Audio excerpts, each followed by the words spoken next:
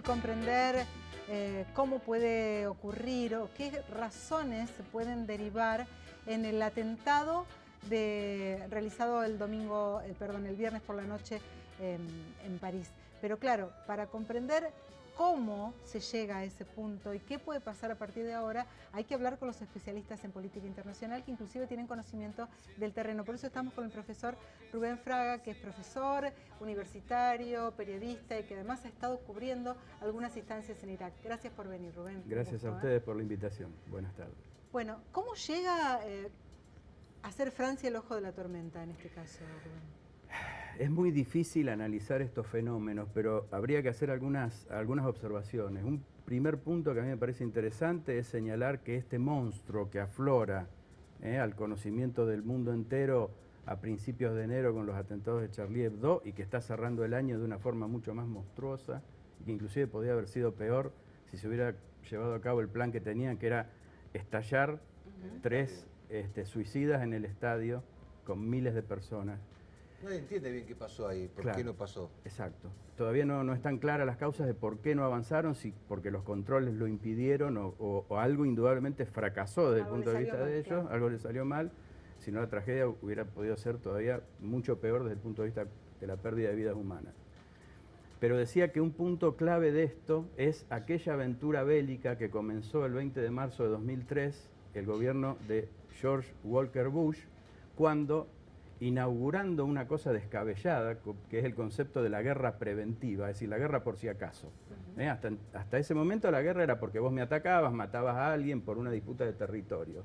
Bush inauguró la guerra preventiva, invadió Irak en contra de los dictados de la ONU, en contra del mundo, digamos. Y en contra de los informes que demostraban que no había armas químicas. Y que después, esa fue la excusa, y después los propios halcones del gobierno de Bush, como Dick Cheney, Donald Rumsfeld, Condoleezza Rice, ya cuando dejaron el poder admitieron que realmente había sido una farsa. La cuestión es que invadieron Irak en contra de la ONU. ¿Con quiénes? Con un pequeño grupo de aliados incondicionales. El Reino Unido de Gran Bretaña, Francia, España, en aquel entonces gobernada por Aznar. Recuerden las consecuencias después, los ataques de Atocha, que incluso definieron una elección que tenía ganada prácticamente el Partido Popular, que comete esa inexplicable situación de decir que los ataques habían sido cometidos por ETA y no por una célula islámica. Entonces, en ese Irak donde el caos reinó después de la caída de Saddam Hussein, porque Irak es un país dividido prácticamente en tres partes. Dos de ellas tienen que ver con las dos principales ramas del Islam, que son sunitas y chiitas. Los sunitas constituyen el 80% del mundo islámico a nivel global. El Islam tiene unos 1.200 millones de fieles, pero los chiitas, que son minoría a nivel global, son mayoría en Irán y en Irak. Entonces, como esa mayoría chiita pasó a gobernar Irak tras la caída de Saddam, los grupos sunitas más radicalizados comenzaron a organizarse para luchar contra la presencia norteamericana y contra ese gobierno que ellos consideraban impuesto por Estados Unidos, un gobierno invasor. Ahí empieza a actuar Al-Qaeda en una primera etapa. Es más, el actuar autodenominado califa del ISIS, Abu Bakr al-Baghdadi, que toma el Abu Bakr del nombre del primer califa tras la muerte del profeta Mahoma, Abu Bakr, que era el suegro de Mahoma. A partir de ahí empiezan las divisiones en el mundo islámico para ver quién era el sucesor legítimo del profeta. Y de ahí la división entre los chiitas, que son partidarios de Ali, y los sunitas, que son partidarios de seguir la tradición de la Suna, que es la colección de hechos y dichos del profeta. Bien.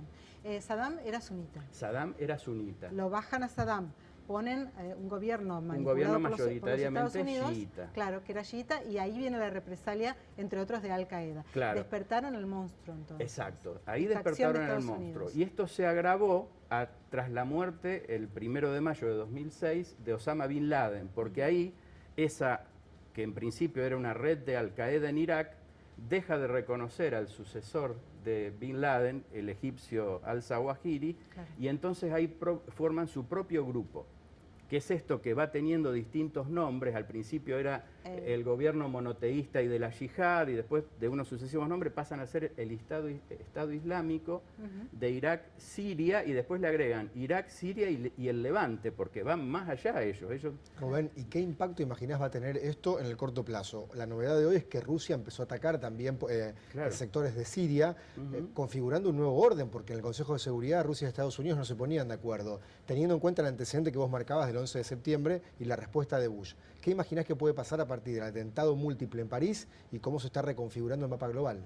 Bueno, esto es una caja de Pandora que se ha abierto y que no sabemos cuáles pueden ser las futuras consecuencias. Yo particularmente creo que nada se arregla con la ley del talión, del ojo por ojo, porque así esto va a ir, digamos, transformándose en un conflicto cada vez más extendido. La gran diferencia del ISIS con Al-Qaeda es que el ISIS tiene un territorio, por eso se autoproclaman estados, o sea, tienen su propio gobierno, cobran impuestos, se han hecho de provincias muy ricas en petróleo, sobre todo en Irak, y entonces eso lo ha transformado en la organización terrorista más rica de la historia. Se calcula que tienen ingresos diarios de unos 2 millones de euros. Pues esa es la razón, es incalculable. La cantidad de dinero que manejan es la razón por la cual tienen adeptos en el mundo occidental, porque desde acá, desde este lado del mundo, por ahí decimos, ¿cómo puede ser que jóvenes de Gran Bretaña, porque inclusive uno de los más cruentos asesinos tenía acento británico, era ciudadano británico, jóvenes de Gran Bretaña, de Francia, porque también hay en Francia o Bélgica, como se supone que es la nacionalidad del autor intelectual de los atentados, se hayan suscrito al ISIS? ¿Cuál es la razón? Lo que pasa ahí es que estamos hablando de países europeos con enormes colectividades musulmanas. Recién se veía en el noticiero un informe que decía que solamente en Francia hay unos 6 millones de musulmanes. ¿Todos esos musulmanes son terroristas? No, primera o otra cosa que hay que dejar muy bien en claro, que hay que separar la religión de estos criminales, de estos nazis, porque son extremistas de ultraderecha que, digamos, al contrario, han utilizado inclusive en la era de las comunicaciones y de las imágenes esos videos escalofriantes de decapitaciones, de quemar vivos o ahogar vivos en jaulas a sus rehenes. Enemigos. Entonces, ¿qué pasa? En esas sociedades europeas, con una gran cantidad de inmigrantes, en muchos casos que ya tienen hijos y nietos que son ciudadanos de esa nacionalidad y que no forman parte de la fiesta de estas sociedades, que por un lado son muy prósperas, pero que por otro lado tienen mucha cantidad de marginales. Claro. Aparentemente salen de los segmentos desocupados. Claro, son jóvenes desocupados, son jóvenes que además con todas estas cosas lo que se va ganando es que cada vez sean más marginales, cada vez sean peores vistos, es decir, todo el que tenga un turbante o todo el que vaya a una mezquita es sinónimo de sospechoso. Entonces, esos jóvenes son los que se reclutan, se hablan de que hay cientos de miles de franceses y que de hecho es el país europeo que más ciudadanos de su nacionalidad le está aportando a los combatientes del ISIS, tanto en Irak como en Siria. Recordemos que lo que hicieron en Irak también lo hicieron en Libia, otro país que hoy es un país anárquico del que nadie habla, pero que hay ejecuciones, muertes todos los días, hay 2 o 3 gobiernos, ni siquiera hay un gobierno formal, y es caldo de cultivo también para el ISIS. Y otro tanto es en Siria, donde quieren derrocar a Al-Assad, que Al-Assad pertenece a la otra rama del Islam, a los chiitas, es alawita, que es una subrama del chiismo. Y en Siria la mayoría es sunita, o sea que prende mucho más, inclusive mucho más fácilmente que en Irak, este discurso, digamos, de ir por la grandeza que alguna vez tuvo el mundo islámico a través de los grandes imperios. O sea, nos quieren retrotraer a la época de las cruzadas, ¿no? Argentina tiene una experiencia terrible respecto al extremismo islámico en este caso, por lo que ha vivido. Hace un par de años la presidenta estuvo en una asamblea de la ONU, frente a inclusive François Hollande y Obama, diciendo que tal vez esto de ISIS que se veía era una escenografía hollywoodense, digamos. ¿Argentina tiene algo que jugar en este juego? ¿Tenemos algún miedo que tener? Yo creo que el principal miedo que tenemos que tener es porque Argentina es un país donde pasaron 2 bestiales atentados que todavía siguen impunes.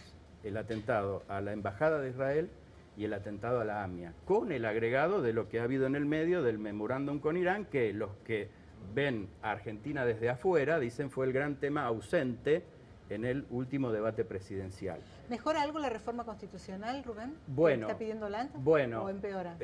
Quería terminar una cosita. Sí. Yo anoche lo escuché al secretario de Seguridad y me dejó mucho más preocupado, porque él dice que eran ciertas las amenazas o las versiones de que se podría estar gestando un atentado a shoppings acá en la Argentina, que los actores estaban identificados, textualmente digo lo que dijo él anoche, pero que no había ningún detenido porque ellos consideraban que esos actores que existían y que estaban identificados no tenían poder como para llevar a cabo un atentado. La verdad que me deja preocupado. A todos.